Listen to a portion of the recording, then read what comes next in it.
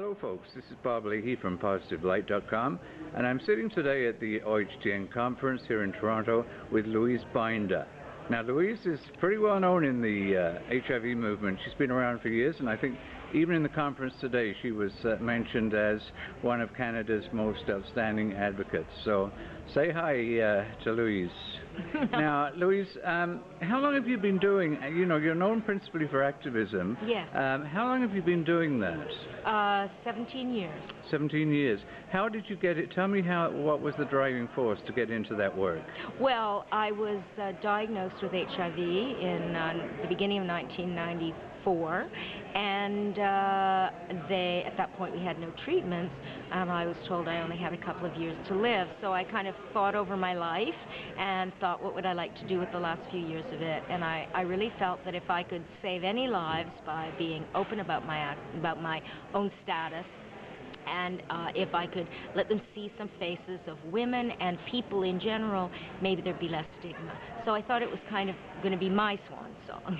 and since then, you've become known particularly for your treatment activism. I mean, yes. That's become your thing, right? Yes, it has. Yeah. Now, I want to talk about some of the memorable moments. The one I remember of your career was at the International AIDS Conference, when you were sitting at the I can't even remember what the topic was, but it was probably something to do with women, and you'd reached the end of your allotted time. You remember this? Oh, tell me what you did on that occasion. Well, I was giving the keynote speech, and it was the first time in the history of the conference that they'd ever had a woman with HIV giving the keynote speech about women with HIV. So I was getting towards the end of my allotted time, and they turned off the microphones and said I had to get off the stage. You didn't like that, did you? No, but I was very polite. I just stayed there. I said, I've just a little more to do. I'd appreciate being allowed to finish, which they said, no, you can't. So I still just stood there, and I didn't say anything or at all. But of course, the audience took over and stood up and started screaming at the organizers. And then the woman at the front who was managing this session made a fatal flaw for her, and that was that she said, I'm sorry, Miss Binder, but we have important people coming in next. And what did you say? I didn't say anything. I just looked at her and didn't move still, as I didn't really care. I didn't think anything else was more important than finishing a speech about women.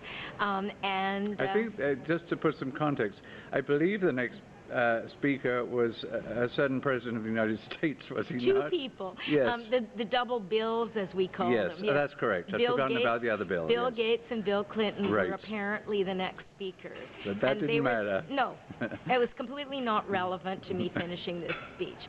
So I waited, and finally it was clear to them that they were either going to have to carry me off the stage, which would have been probably a bit embarrassing, or they were going to let me finish. And so they did let me finish, finally. I think that's a really good story and a lesson in life, if you will. That's the one moment that I think, particularly when I think the name Louise Binder, I think back to. Would you define that as one of the highlights of your career? Or? Yes, it is, and in fact, it's the anecdote that I use in the start of my autobiography, which I'm writing. Ah, that's interesting. And then the title is Louise, or you have one? Let Them Howl is the working title. Whether okay. it will survive or not, I don't know. And it's a quote from Nellie McClung. She said, "You should never complain, never apologize, never retract.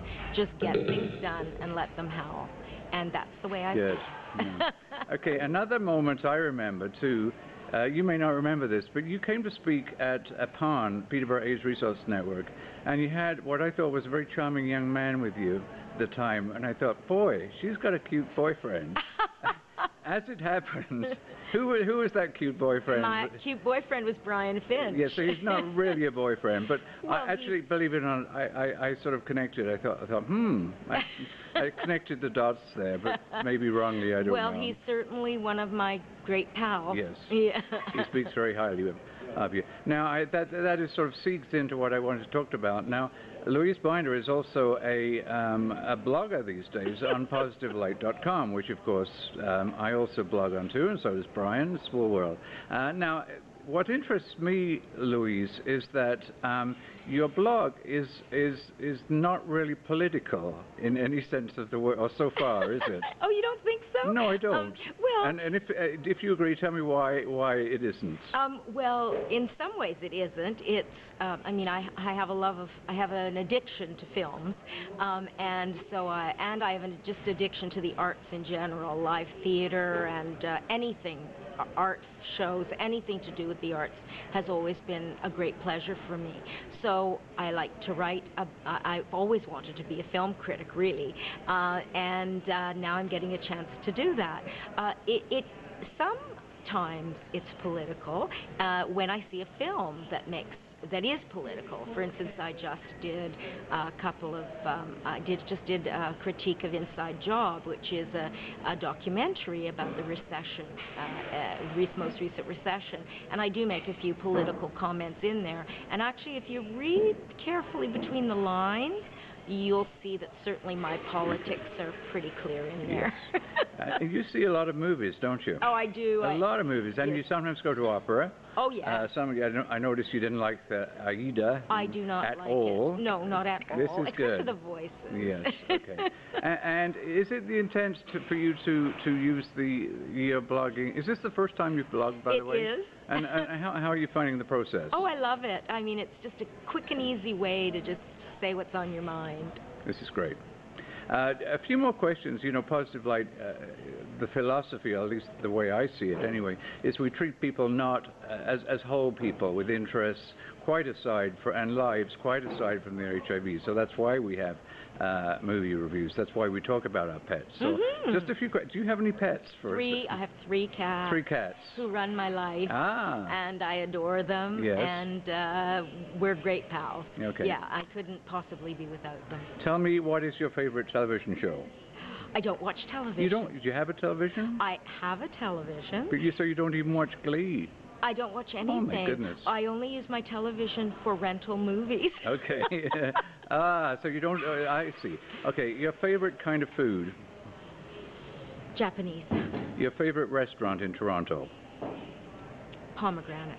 Now tell me about Pomegranate. Pomegranate is a Middle Eastern restaurant. It's not Japanese. I do have a favorite Japanese restaurant too, which is Sushi on Bloor, but my favorite all-over restaurant is Pomegranate. It's a Middle Eastern restaurant. It's cozy. It's very eclectic inside, and the woman who runs it, I know her. I know she's friends of friends, and when we go in, we feel really homey. It's homey, and the food is cozy. It sounds good. Yeah, it's great. One more silly question. Your favorite color? Pink. Pink. I get it. Okay, Louise Binder, the whole person, thank you for talking to PositiveLite. Thank you. You're very welcome.